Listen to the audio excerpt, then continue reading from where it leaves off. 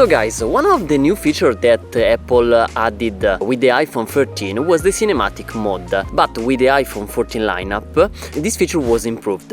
And in this video I want to talk to you about my thought about this new technology, because coming from my old iPhone 12 I didn't have the chance to try, but after some testing I have some interesting thoughts to share with you. Okay guys, let's start immediately with the good part.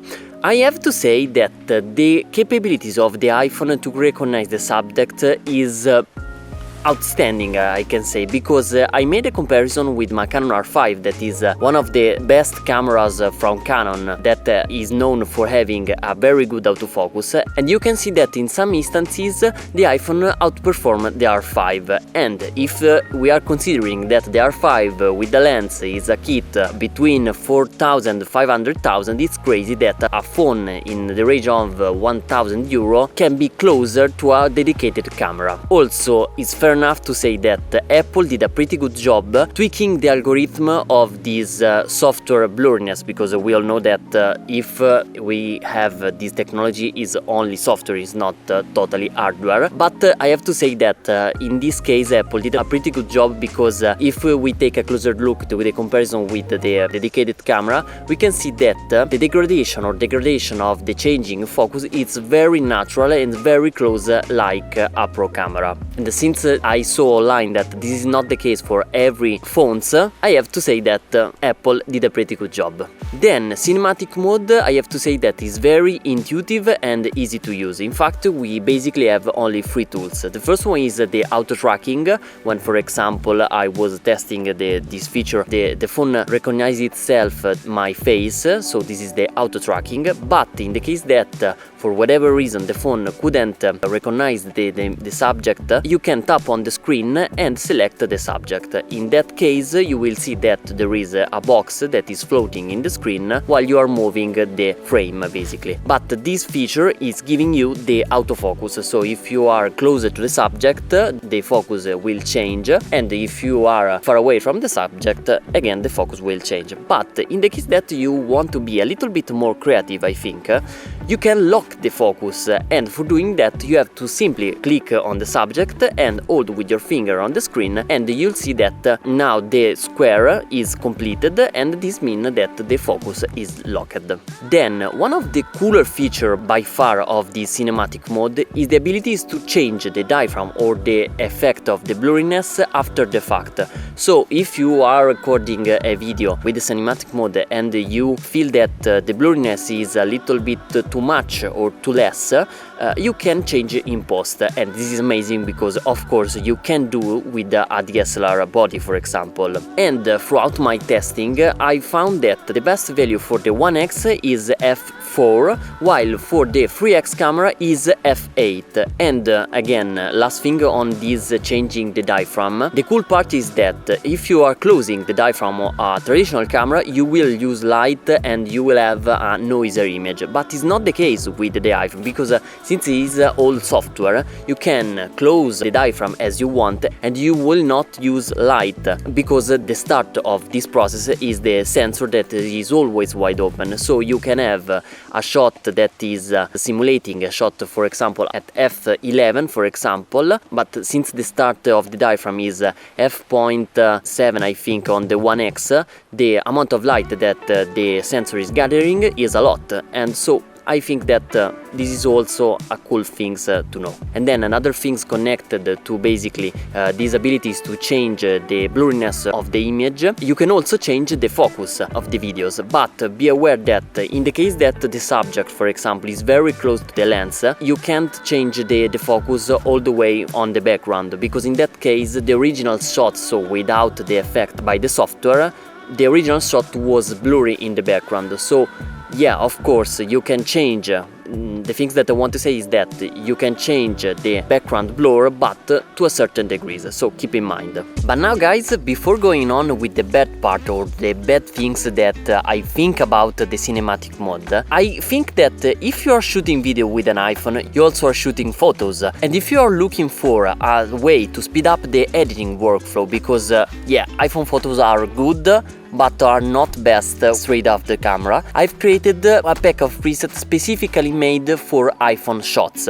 This is called the iPhone preset, and this is a preset that work at the best with shot in the ProRAW feature, but they are also working with JPEG shot as well. The pack is composed by 14 presets, and there is 7 in colored version and 7 in black and white version, and this is cool because you can easily change between the colored and the black and white version instantly. The key fact about this preset is that the look that I was aiming when I've created is a natural look, because I really care about the fact that my photos are really close to when I've shooted.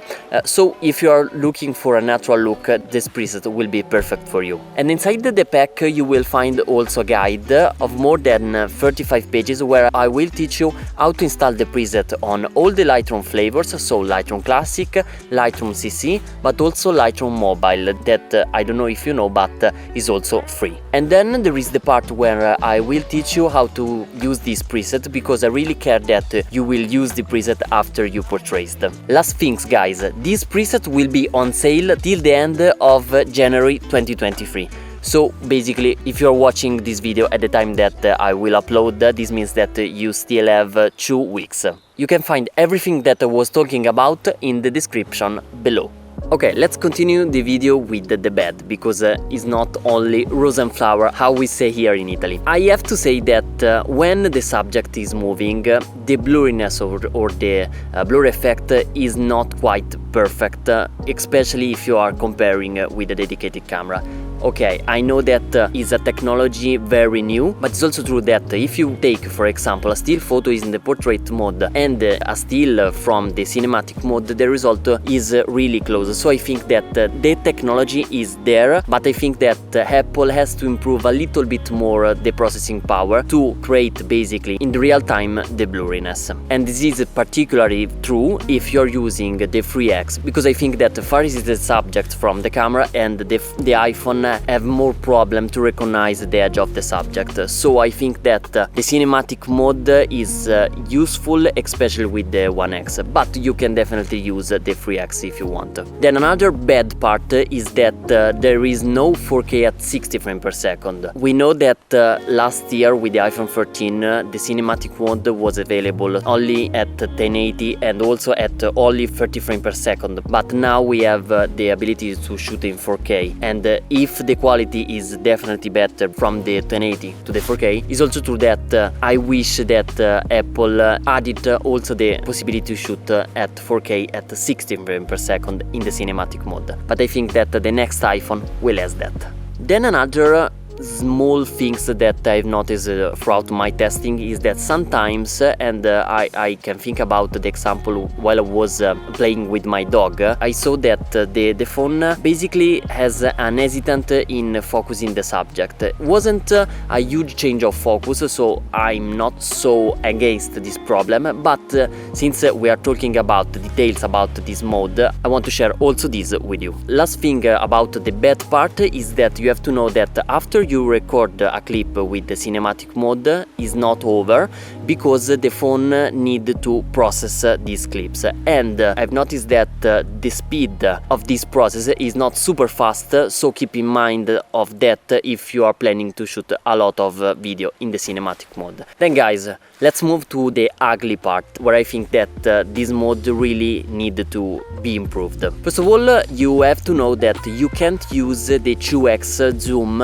during the cinematic mode. You can only use the 1x and the 3x. And since I think that the 3x, in addition to the stabilization, because the stabilization gives to the clip a little bit of a crop, the 3x is not so useful, and so I wish that Apple had add the 2x also to the cinematic mode as in the regular video. And then the last ugly thing is that if it's true that you can lock the exposure, you can lock the focus, focus you can lock the white balance, and I don't know your level basically, but the white balance is one of the settings that is really key to maintain an overall look of the image, because in some instant I saw that the phone dramatically changed the value of the white balance, and the white balance is the factor that really change all the color in the shot. So it's bad that Apple didn't allow us to lock this value, but it's also true in the regular video. So